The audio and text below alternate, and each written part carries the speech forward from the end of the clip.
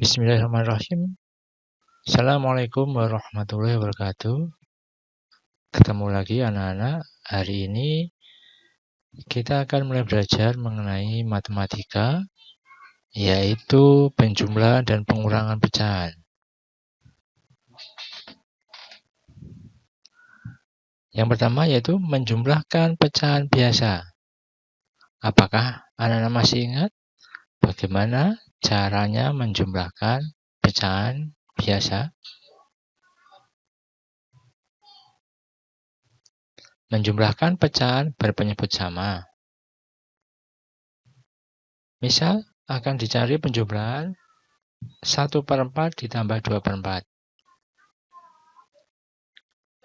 Untuk mempermudah, di sini kita ada sebuah persegi panjang,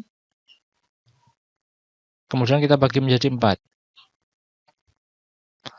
Karena pecahan yang akan kita jumlahkan 1/4 ditambah 2/4, untuk pecahan yang 1/4 dari 4 bagian kotak dalam persegi panjang kita arsir 1. Artinya kita mengarsir 1 dari 4 bagian.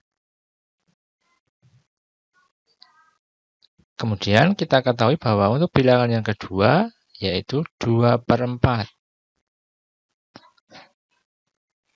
Untuk bilangan 2/4 kita arsir 2/4 bagian dari kotak tersebut. Sehingga 1/4 ditambah 2/4 hasilnya 3/4. Mudah bukan? Itu adalah cara untuk menjumlahkan pecahan berpenyebut sama. Bagian yang kita arsir disebut sebagai pembilang. Kemudian seluruh kotak disebut sebagai penyebut.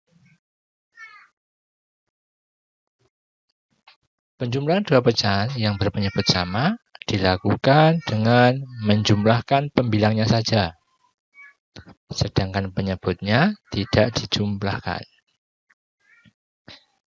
Kemudian apabila kita jumpai pecahan berpenyebut tidak sama, bagaimana cara menyelesaikannya?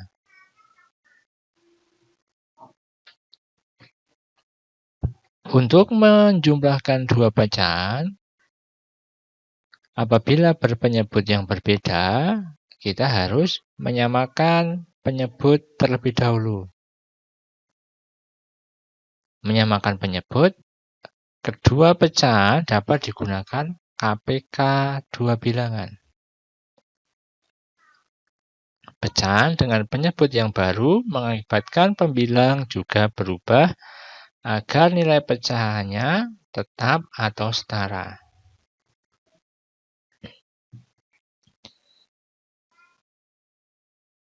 Kita akan menjumlahkan pecahan 1/2 ditambah 1/4. Kedua pecahan ini memiliki penyebut yang berbeda, makanya kita harus menyamakan penyebutnya terlebih dahulu dengan mencari KPK dari 2 dan 4. Anak-anak masih ingat? KPK dari 2 dan 4 adalah 4. Oleh karena itu, kita harus menyamakan dulu penyebutnya menjadi 4. Nah, sebagai latihan, tentukan hasil dari penjumlahan 2/7 ditambah 1/3. Caranya seperti apa? Ya, kita harus menyamakan penyebutnya terlebih dahulu. KPK dari penyebut 7 dan 3 adalah 21. Perhatikan caranya. Untuk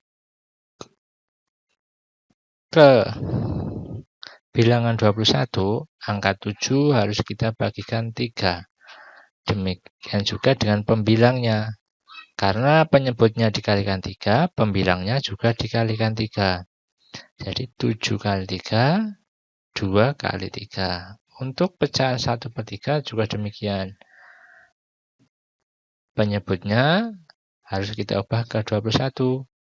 Makanya penyebut yang semula 3 untuk menjadi 21 harus dikalikan 3. Demikian juga dengan pembilangnya. 1 dikalikan 7. Jadi ketemu angka 6/21 ditambah 7/21. Hasilnya menjadi 13/21. Gampang bukan caranya?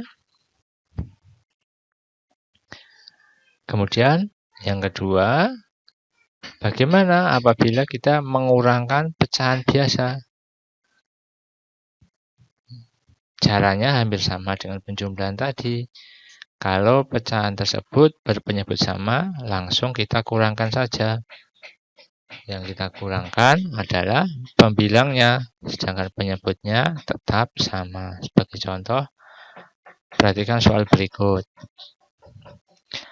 Aris selalu rajin minum susu sebelum berangkat sekolah. Pagi itu, Bu Siti membuat susu untuk Ari yang akan berangkat sekolah. Sebanyak 9/10 liter sudah dibuat di dalam teko. Bu Siti menuangkan 7/10 liter susu ke dalam gelas yang akan diberikan kepada Ari. Mari kita kerjakan soal tersebut.